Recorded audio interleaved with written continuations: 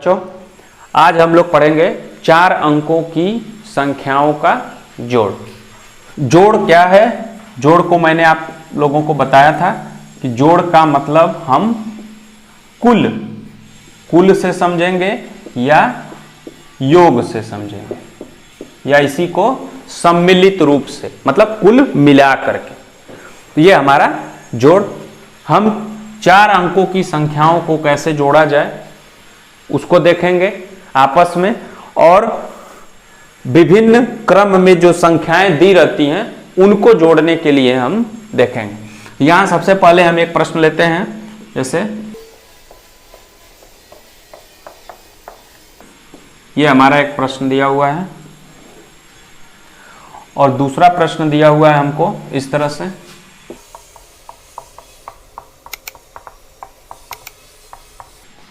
ये 2 प्रश्न हमारे दिए हुए हैं, इन प्रश्नों को जोड़ना है हमको। अब देखिए, पहला प्रश्न हमारा दिया हुआ है। सबसे पहले हम आपको पिछली कक्षा में बता चुके हैं कि इकाई के तरफ से हमको जोड़ शुरू करना है। अगर आपको कंफ्यूजन हो रहा है तो आप इकाई, दहाई, सैकड़ा और हजार, ये स्थानों के नाम को लिख लीजिए और इकाई के तरफ से जोड़ को शुरू करिए। इकाई के अंक के नीचे दूसरी संख्या का जो इकाई का अंक है वह है 2, तो हम पहले इकाई के अंक में इकाई का अंक जोड़ते हैं। यहाँ पे 6 में 2 जोड़ते हैं तो हमको क्या मिल जाएगा? 8 मिल जाएगा। फिर दूसरे स्थान पे आते हैं तो दूसरा स्थान हमारा है दहाई का। दहाई में दिया हुआ 8 में हमको किसको जोड़ना है? 3 को। तो 8 में 3 को जोड़ते हैं तो 8 और 3 जोड़ करके हम देखेंगे तो 11 आ जाएगा। अब चूंकि 11 में 2 अंक होते हैं तो यहां दोनों अंकों को नहीं लिखना है, हमें इकाई के स्थान पे जो अंक आएगा, यहां इकाई के स्थान पे कितना आ रहा है? 1, केवल उसे लिखेंगे और दहाई के स्थान के अंक को अगली संख्या के क्रम जो है उसके ऊपर लिख देंगे, तो हम यहां लिख देंगे। ठीक। अब अगले क्रम को जब जोड़ेंगे तो पहले हम हासिल से शुरू करेंगे जोड़ना। अक्सर होता क्या है कि आप इसको इसमें जोड़ लेते हैं और हासिल को भूल जाते हैं जोड़ना, इसीलिए आप बेहतर होगा कि शुरुआत हासिल से ही करें। 1 हासिल है हमारा, 1 से शुरू करेंगे। 1 में हम 7 जोड़ देंगे, 8 हो गया।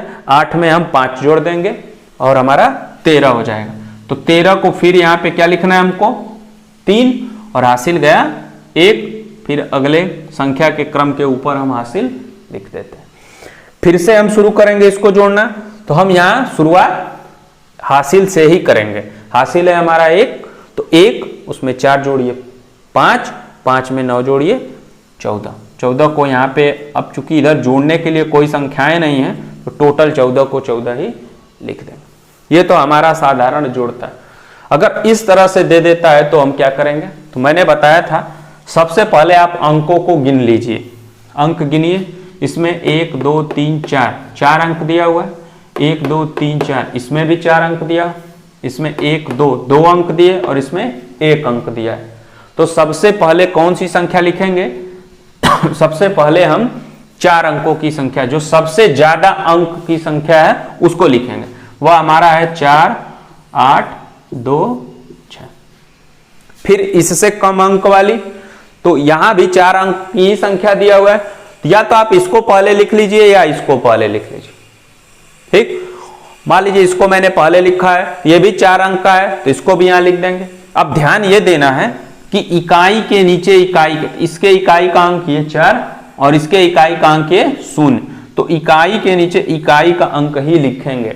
दहाई के नीचे दहाई का अंक, सैकड़ा के नीचे सैकड़ा का और हजार के नीचे हजार। उसी तरह जब इस संख्या में आते हैं तो यहां हम देखते हैं कि इकाई का अंक 2, दहाई का अंक 3, तो यहां हम लिखेंगे 2 और दहाई के अंक पे 3।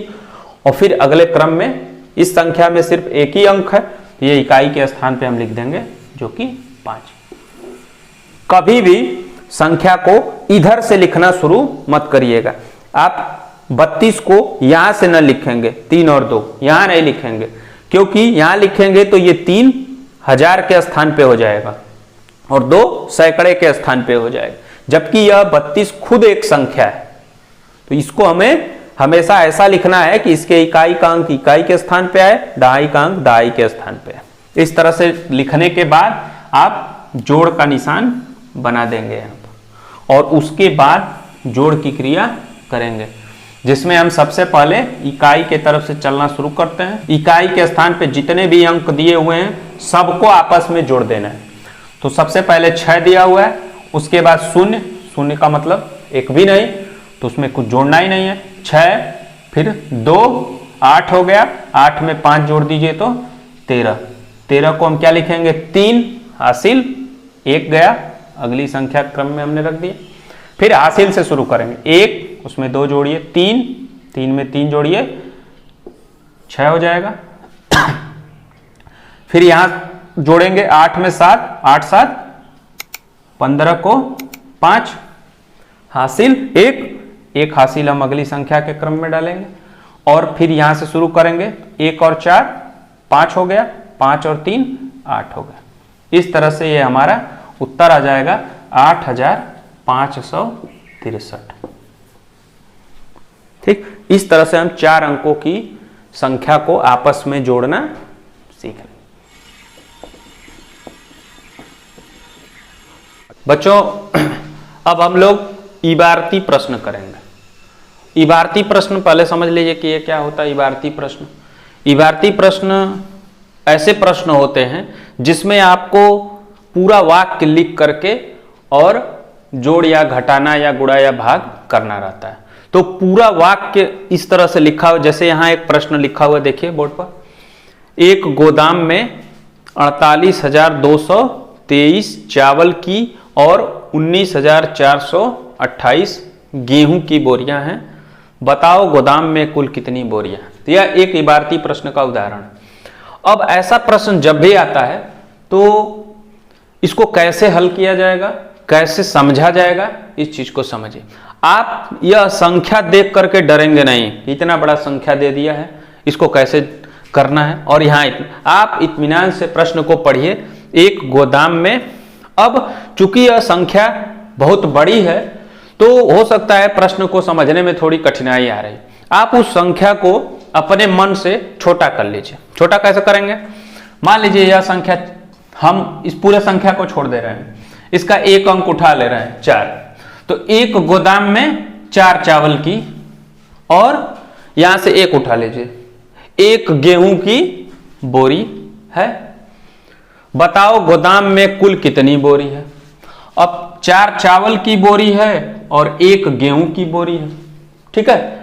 अब कुल कितनी, तो यहां पे एक चीज देखेंगे, जब भी प्रश्न में यह आया होगा कुल, तो इस कुल का मतलब मैं आपको बता चुका हूं कि आप जोड़ से समझेंगे। यह जोड़ है, ठीक, इसका मतलब इनको जोड़ना है। हमके क्या पूछ रहा है हमसे, बताओ गोदाम में कुल कितनी बोरियां हैं, मतलब सम्मिलित रूप से कुल मिला करके जोड़ने के बाद कितनी बोरी आ रही है। तो मान लीजिए कि हमने यहाँ पढ़ा, प्रश्न को अपने हिसाब से बना लीजिए छोटा, एक गोदाम में 4 चावल की और 1 गेहूं की बोरी है, बताओ गोदाम में कुल कितनी बोरी। तो 4 चावल की है और 1 गेहूं की, कुल जोड़ देंगे, आपका कितना आ जाएगा 5 बोरी। इसका मतलब कि यह प्रश्न क्या था, जोड़ना है हमको। अब यही संख्या जो हमने छोटा ले रखा था, इसको बड़ा संख्या उसने लिखा है, और यह संख्या जो छोटी, इसको बड़ी संख्या लिखा है, ये लिखा है। तो आपको कुछ नहीं करना है, आसानी से सिर्फ जोड़ कर देना है, मतलब इस बड़ी संख्या को इस बड़ी संख्या में जोड़ना है। तो आप चाहें तो लिख करके हल अगर करते हैं तो हल ऐसे लिख करके लगाया जाता है। तो हम लिखते हैं सबसे पहले चावल की बोरियां,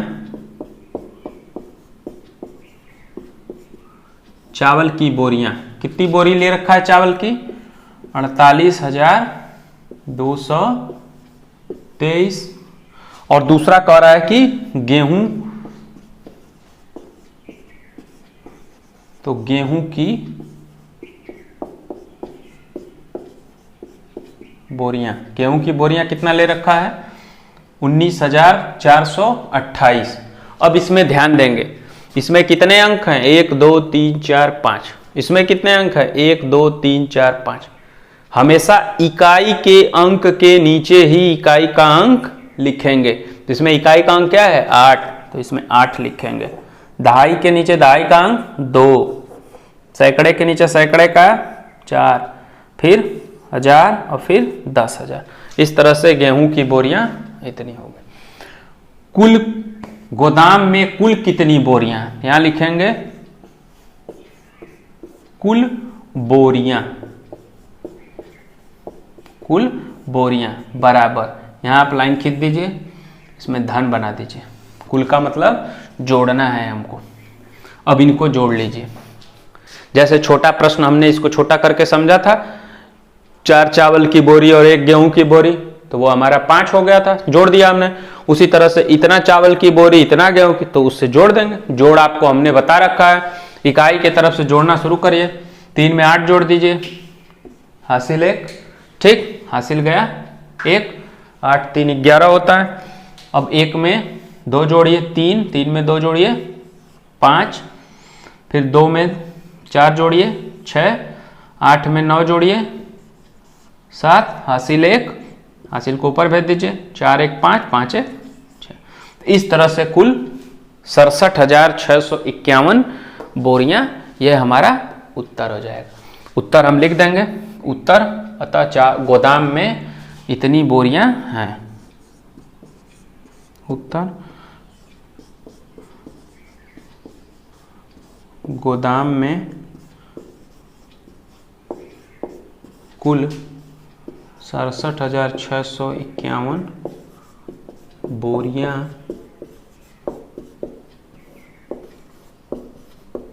हैं। ये इस तरह का हमारा इबारती प्रश्न आएगा तो उसको हम हल करेंगे।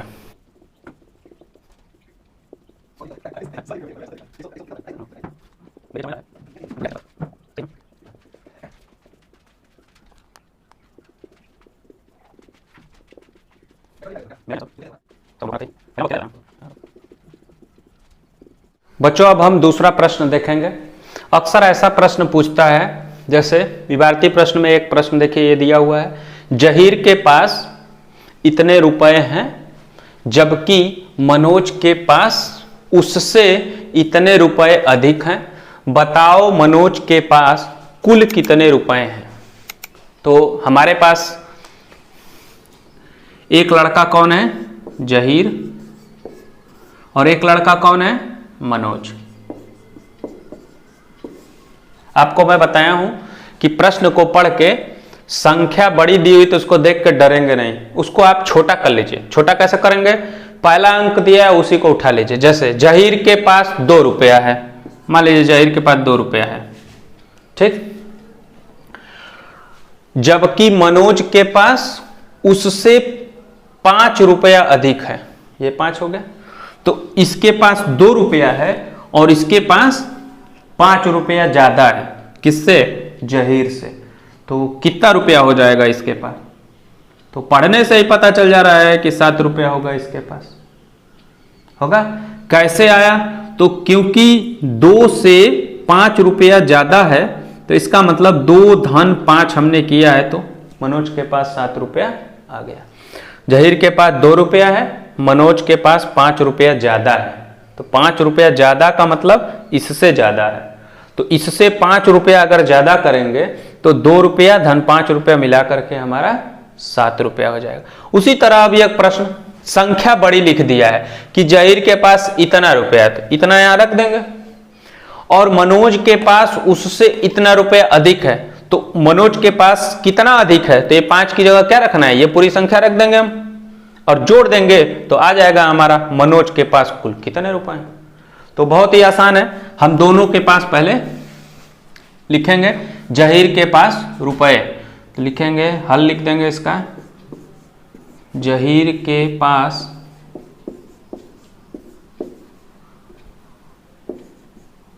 धनराशि, जहीर के पास धनराशि बराबर 3482 इतना रुपया। ठीक, और मनोज के पास इतने रुपए अधिक है। इतना रुपया अधिक है मतलब लिखेंगे मनोज के पास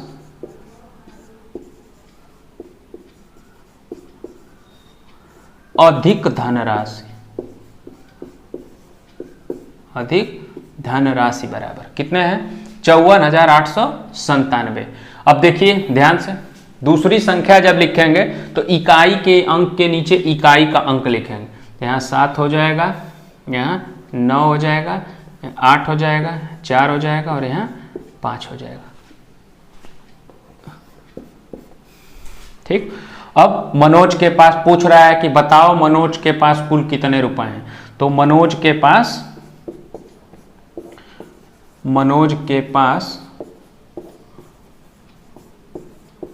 कुल धनराशि बराबर, कुल का मतलब जोड़ हमने बताया, उसको जोड़ दीजिए। ये हो जाएगा हमारा रुपए। 2 में 7 जोड़ देंगे तो 9, 8 9 17 को 7 हासिल 1, 4 1 5 और 8 5 13 को 3 हासिल 1। ठीक, अब 3 और 1 4 4 8 हो गया, 5 में 0 जोड़ दीजिए 5 हो गया, 2 हो गया। इस तरह से हमारा कुल कितना रुपया आ गया। यहाँ पे कॉमा 3 अंक के बाद कॉमा लगा लीजिए, फिर 2 अंक के बाद, ते हो गया सैकड़ा, हजार, 10,000, लाख। 2,58,379 रुपए मनोज के पास कुल धनराशि हुई। ठीक, अब बहुत ही आसान है समझना। मैंने आपको बताया था कि इस क्वेश्चन को आप छोटा करके समझ लीजिए। देखिए यहाँ भी वही काम कर रहे हैं। जहीर के पास धनराशि तो इतना है, तो इसको मैंने कहा था कि पहला अंक समझिए। पहला अंक देखिए 2। मनोज के पास अधिक धनराशि तो उसके पास 5 रुपए अधिक थे, तो ये 5 हमने कर लिया। और मनोज के पास कुल धनराशि 5 में 2 हमने जोड़ के बताया था कि 7 रुपए। उसी तरह यहाँ 2 की जगह पूरा इतना रुपया दिया हुआ है, अधिक धनराशि इतनी दी हुई है, तो दोनों को जोड़ दीजिए, जोड़ करके बता दीजिए टोटल इतना रुपया आ जाएगा। ये प्रश्न को छोटा करके समझिए और उसके बाद फिर जो प्रश्न दिया उसको उसी तरह से लगा दीजिए।